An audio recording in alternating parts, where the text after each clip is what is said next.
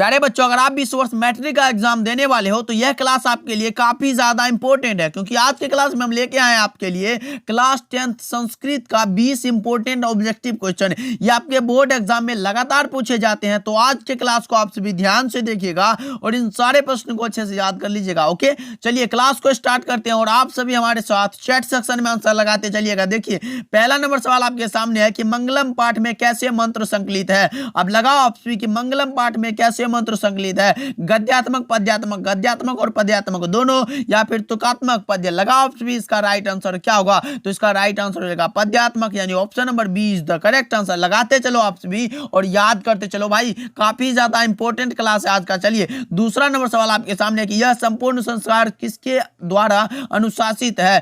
अब लगाओ आप सभी कि यह संपूर्ण संसार जो है किसके अनुशासन में है, आत्मा के, परमात्मा के, साहित्य के, या फिर इनमें से कोई नहीं। तो मैं बता दूं इसका राइट आंसर हो जाएगा परमात्मा के। क्या, परमात्मा के द्वारा अनुशासित है यह संपूर्ण संसार। ओके, चलिए तीसरा नंबर सवाल आपके सामने है कि किन जयते, यानी किसकी जय होती है, किसकी जीत होती है। सत्यम यानी सत्य की, असत्यम यानी असत्य की, क्रोधम क्रोध की, या फिर मोह की। क्या होगा इसका राइट आंसर, लगाते चलो आप सभी। किसकी जय होगी भाई, हमेशा सत्य की जीत होती है। क्या, सत्य की। अगर आप भी अपने मेहनत में आपको भरोसा है कि मैं जो कर रहा हूं इससे मुझे फायदा है, मेरे माँ बाप को फायदा है, आपके माता पिता आपके जीत के लिए ये उम्मीद लगाए बैठे हैं, तो फटाफट से याद करते चलो भाई, क्योंकि आपके बोर्ड एग्जाम में आपको फोड़ना है, मतलब 450 प्लस मार्क्स लेके आना है और आपके घर वाले को दिखा देना है। चलिए चौथा नंबर सवाल आपके सामने है। देखिए, मेगास्थनीज कहाँ का राजदूत था। अब लगा आप कि मेगास्थनीज कहाँ का राजदूत था, यूनान का, चीन का, श्रीलंका का, या फिर जापान का।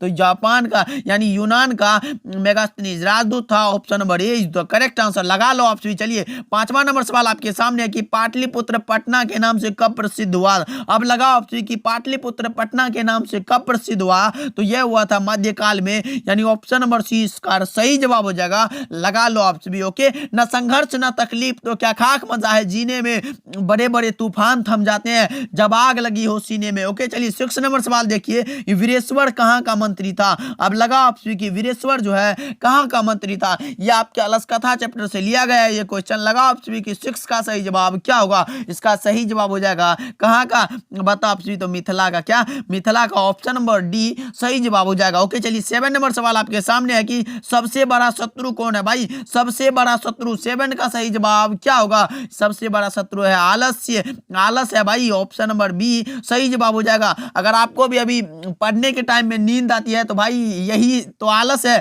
इसे आपको त्यागना है और आपके मेहनत पर आपको भरोसा है तो ये करना है कि मुझे पढ़ना है। ओके, चलिए 8 नंबर सवाल आपके सामने है कि संस्कृत साहित्य कैसा है। अब लगा आप सभी कि संस्कृत साहित्य जो है वो कैसा है, अल्प है, विपुल है, अर्थहीन है, या फिर अत्यल्प है। तो इसका सही जवाब हो जाएगा विपुल, यानी विशाल है। ऑप्शन नंबर बी सही जवाब हो जाएगा। चलिए 9 नंबर सवाल आपके सामने है कि याज्ञवल्क्य ने आत्म तत्व की शिक्षा किसको दी थी। अब लगाओ 9 का सही जवाब क्या होगा, याज्ञवल्क्य ने आत्म तत्व की शिक्षा किसको दी थी। तो इसका सही जवाब हो जाएगा मैत्रेयी को। क्या, मैत्रेयी को। तो option number A right answer हो जाएगा। चलिए 10 नंबर सवाल आपके सामने है कि किसका गीत देवता भी गाते हैं, भारतवर्ष का। क्या, आपके भारतवर्ष का। ऑप्शन नंबर ए सही जवाब हो जाएगा, देवता भी गाते हैं भारतवर्ष के गीत। ऑप्शन नंबर ए सही है। चलिए शैक्षणिक संस्कार कितने होते हैं, शैक्षणिक संस्कार कितने हैं भाई, लगाओ कि शैक्षणिक संस्कार कितने हैं। लगा लो, ऑप्शन नंबर बी सही जवाब हो जाएगा। अच्छे से ध्यान में रखिएगा, शैक्षणिक संस्कार 5 होते हैं। ओके, चलिए 12 नंबर सवाल आपके सामने है, धर्म की रक्षा किससे होती है। अब लगाओ आप कि धर्म की रक्षा किससे होगी।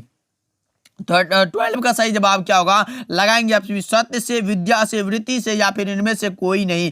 12 का सही जवाब हो जाएगा सत्य से।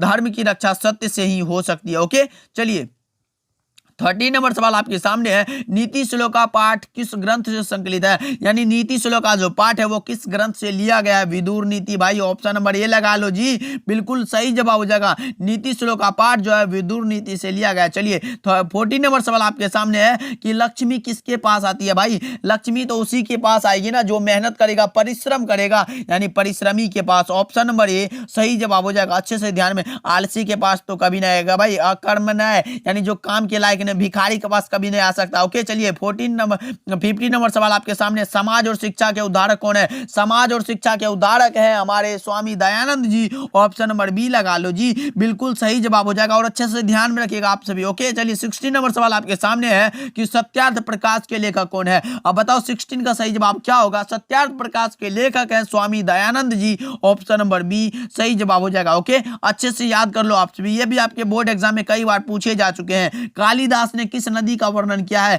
कालिदास ने मंदाकिनी नदी, बताओ आप सभी, कालिदास ने मंदाकिनी नदी का वर्णन किया है, यानी 17 का option number B right answer हो जाएगा। ओके, चलिए 18 नंबर सवाल आपके सामने है कि रामायण के रचनाकार कौन है? यह भी आपके बोर्ड एग्जाम में कई बार पूछे जा चुके हैं। रामायण के रचनाकार कौन है? वाल्मीकि, व्यास, तुलसीदास या फिर कालिदास? तो आप लगाओगे 18 का सही जवाब ए हो जाएगा सर, ऑप्शन नंबर ए लगा लो, बिल्कुल सही जवाब हो जाएगा। चलिए 19 नंबर सवाल आपके सामने है कि दानवीर कौन था?